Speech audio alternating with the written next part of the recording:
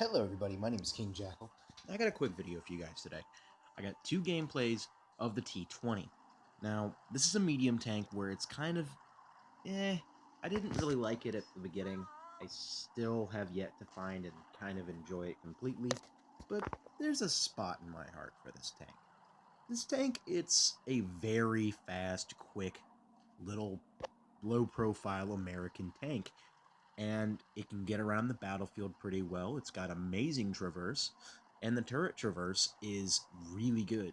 The only disappointing thing about this tank is the gun, and it's not all that disappointing, believe me. The only disappointing part about the gun is the rate of fire.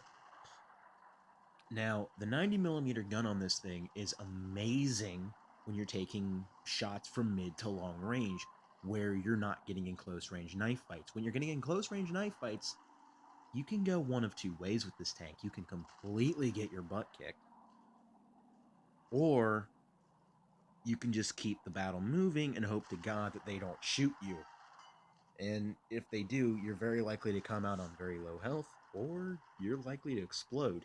So the best bet for you is to keep the dang tank at mid to long range. This is kind of what that is right here. I'm fighting tanks at longish range. Now, I'm doing so in the usual heavy tank spot, but the only reason why I'm not getting so much competition over here is because everybody's on the other side of the map. The only heavy tank they got's that T29, and that's what I'm kind of getting hit by here, I think. That or their T20. But that's the thing with this tank. You want to kind of keep it out of view because this does not have any armor at all.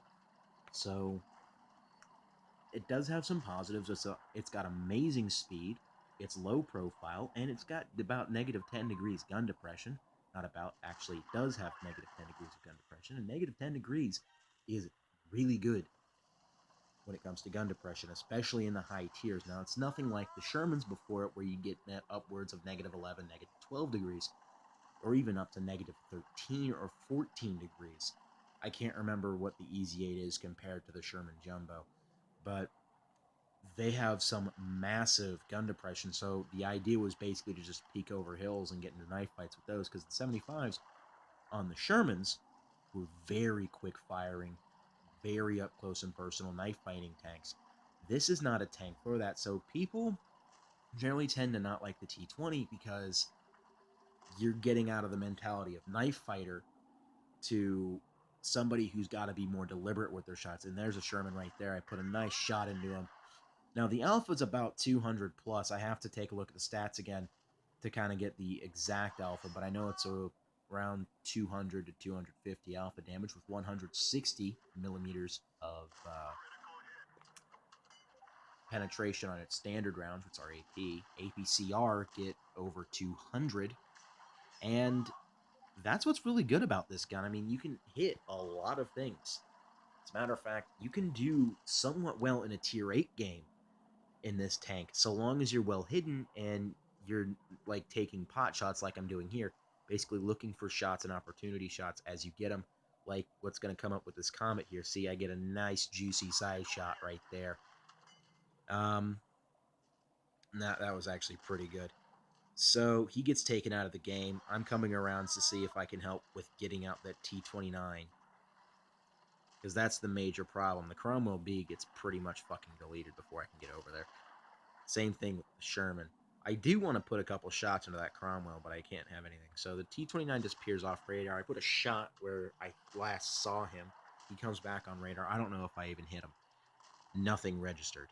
So kind of just sitting here, and I'm going to see if I can get around and get one last shot into him before he goes out, and I don't make it.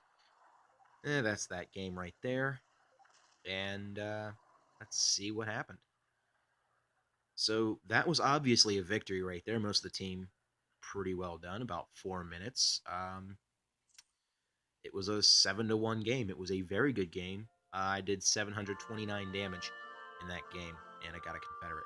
Now, with this one, again, it's another Tier 7 game.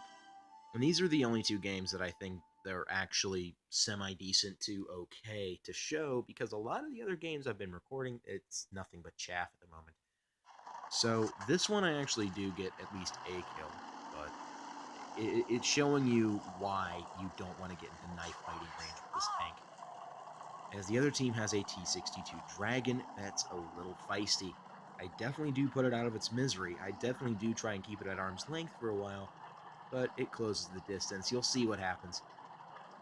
But you can see why later on, why you don't want to get into knife fight range. So right now the team's trying to figure out where the other team's at. Normally on Malinovka, or Wintel Malinovka in this case, everybody kind of likes to congregate around the hill and around into the village. And that's just the way the flow goes most of the time in this game. So French heavy tank peeps up and disappears. I put a shot in his last known location. And I just kind of duck down a little bit to anticipate a shot coming over. And I generally tend to stay over in this spot sort of throughout the rest of the game, as it's a really nice little perch to shoot from. It definitely has a little bit of cover. It's got some rocks there. The Jumbo's kind of hiding behind that hill, so I can't really get a good shot off on him. I'm seeing what kind of shots I can get, and I noticed something over there, and it's that Type 62 Dragon. I try to pop a shot, and I miss. Now, he already hit me. So I'm pretty sure he's, like, blood-bent. Like, not blood, but hell-bent on trying to get me. So he comes around, I pop a shot, I track him, basically keeping him mobilized for a minute. He gets tracked again. So he's coming around, he's trying to get me, as I really kind of might have just pissed him off. It's like stirring up a hornet's nest with him.